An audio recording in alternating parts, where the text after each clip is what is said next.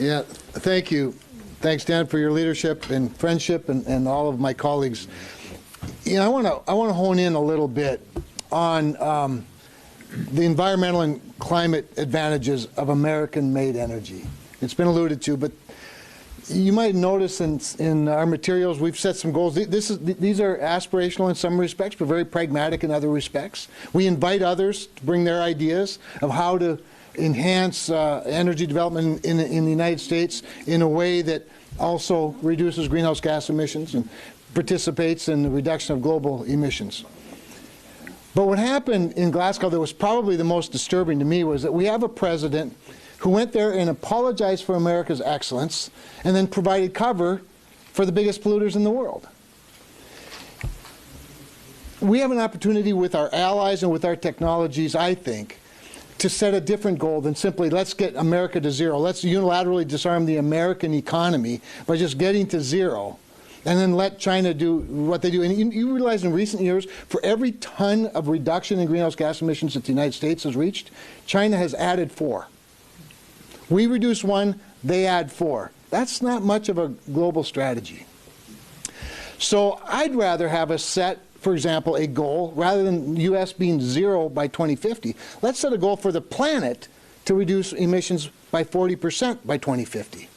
If the planet reduces GHGs by 40% by 2050, we will have done 3.5 times more good than if the United States simply unilaterally disarms our economy. And that doesn't even consider the synergies of American technology. American technology.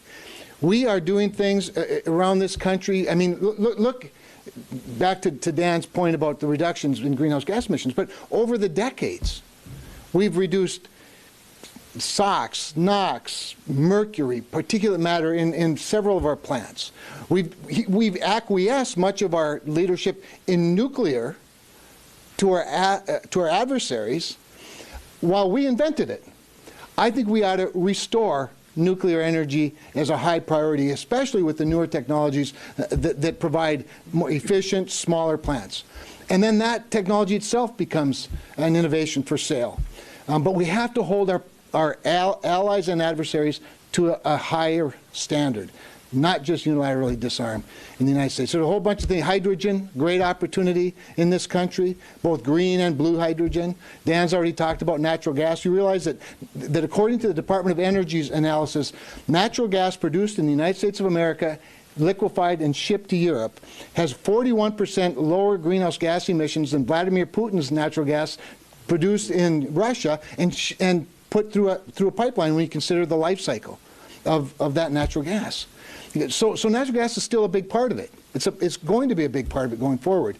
But so are other technologies. And I'll just end it at that and then look forward to some questions. And more importantly, really looking forward to the future when our colleagues bring even more better, greater ideas.